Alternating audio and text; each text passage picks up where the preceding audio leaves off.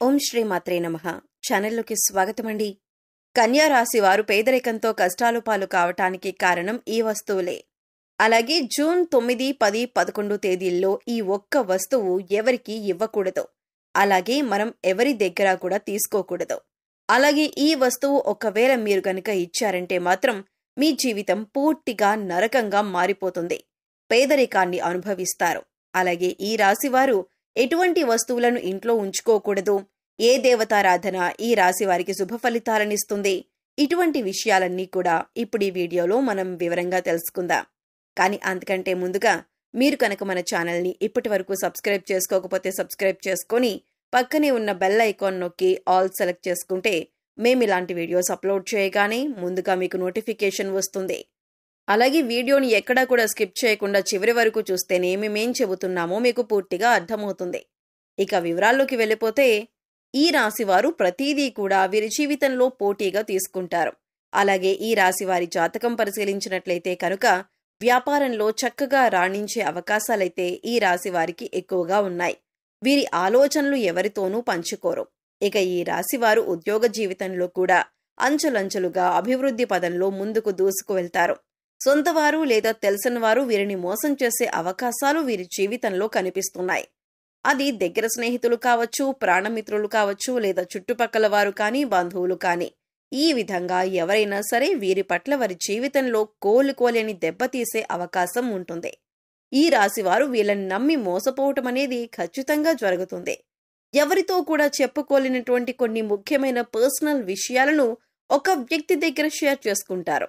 ఆ వ్యక్తి మీ ముందు మంచిగానే నటిస్తూ మీ వెనకాల గోతులు తవ్వుతూ ఉంటారు. అలాంటి వ్యక్తుల్ని మాత్రం అస్సలు నమ్మొద్దు. మీకు చెడు జరిగే అవకాశాలు కూడా ఉన్నాయి. మీరు మానసికంగా క్షోభకి గురయ్యేటటువంటి అవకాశాలు కూడా మీ జాతకంలో కనిపిస్తున్నాయి. ఆ తర్వాత మీరు మీ యొక్క జీవితంలో వచ్చిన సమస్యలన్నింటికీ కూడా ఖచ్చితంగా మీరు పరిష్కారం కూడా కనుక్కుంటారు. సహనం కోల్పోకూడదు. ధైర్యంగా ముందుకు అడుగులు వేసి విజయం సాధించాలి. అలాంటి ధైర్యమే మీకుంది. ఇక ఈ రాశివారు అన్నింటిలో కూడా ముందే ఉంటారు. మీ యొక్క జీవిత భాగస్వామి అన్ని అంశాల్లో మీకు సపోర్ట్ చేస్తారు. అందువల్ల మీకు ఎక్కువగా అనుకూలమైన ఫలితాలు కనిపిస్తూ ఉన్నాయి. ఇక మీ యొక్క వ్యాపార భాగస్వాముల వల్ల కొన్ని మనస్పర్ధలు వచ్చే అవకాశాలైతే ఈ సమయంలో ఎక్కువగా ఉన్నాయి. మీ కుటుంబ సభ్యులతో మీరు తగాదాలు పెట్టుకుంటారు. దానికి మీ యొక్క వ్యాపార భాగస్వాములే కారణం. కాబట్టి ఈ విషయంలో మీరు తగిన జాగ్రత్తలు తీసుకోవాల్సిన పరిస్థితి అయితే కనిపిస్తోంది. ఈ విధంగా ఈ రాశి వారి జాతకం ప్రకారం వీరి జీవితంలో కొన్ని మంచి ఫలితాలు ఉంటే మరికొన్ని చెడు ఫలితాలు కూడా ఉంటాయి. జీవితం అంటే ఎప్పుడూ సాఫీగా సాగదు. కొన్ని మంచి విషయాలు అలాగే కొన్ని చెడు విషయాలు జరుగుతూ ఉంటాయి. అలాగే ప్రతి మనిషి జీవితంలో మంచి చెడులనేవి ఖచ్చితంగా ఉంటాయి. ఈ విధంగా అయితే ఈ రాశి వారి జాతకంలో కూడా కనిపిస్తూ ఉన్నాయి. ఈ రాశివారు ఈ వస్తువుని మాత్రం ఎవ్వరికీ అస్సలు ఇవ్వకూడదు. ఒక్కవేళ మీరు ఇచ్చారంటే మాత్రం ఏరికోరి కష్టాలన్నీ కొని తెచ్చుకున్నట్టవుతుంది. ఈ విషయంలో మీరు ఖచ్చితంగా జాగ్రత్తలు తీసుకోవాలి. ఈ ఒక్క విషయాన్ని మాత్రం మీరు తెలిసి కూడా నిర్లక్ష్యం చేశారంటే మాత్రం మీరు ఎనలేని కష్టాల పాలవుతారు. కాబట్టి ఈ వస్తువులను ఎవరికీ ఇవ్వకండి.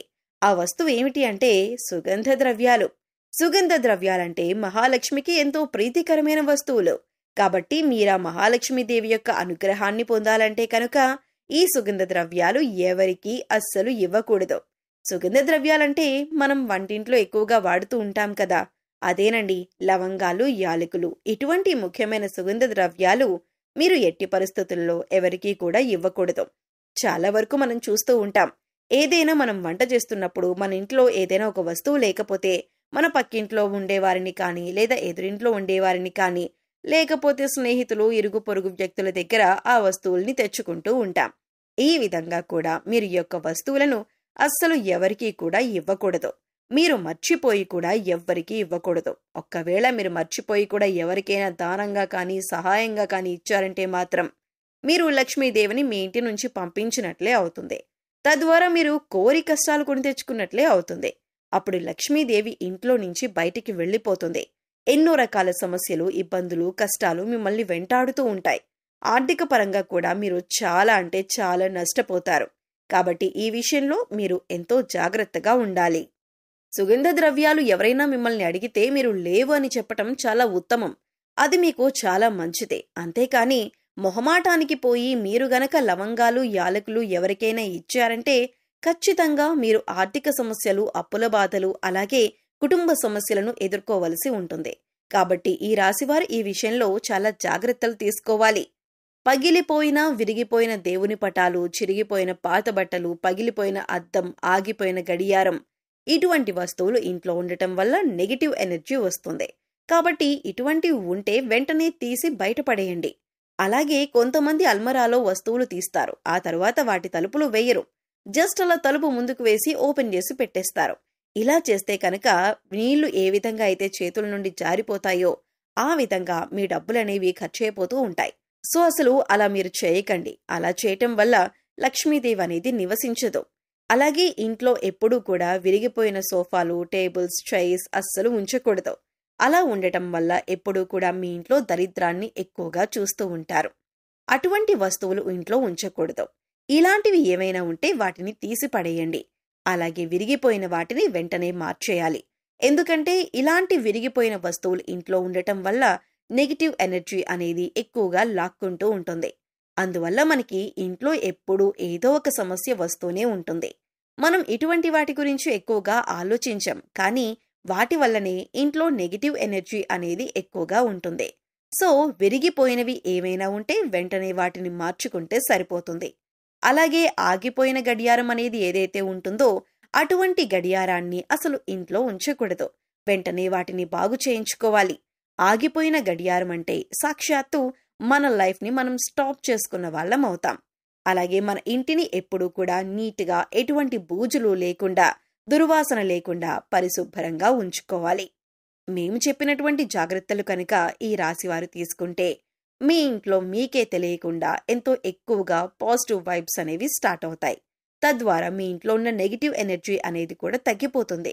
అందుకని ఇంట్లో విరిగిపోయిన వస్తువులు కానీ, పగిలిపోయిన వస్తువులు కానీ, గాజు వస్తువులు కానీ, ఆగిపోయిన గడియారం కానీ ఇవన్నీ కూడా మీకు కొన్ని సూచనలు అనేవి ఇస్తూ ఉంటాయి.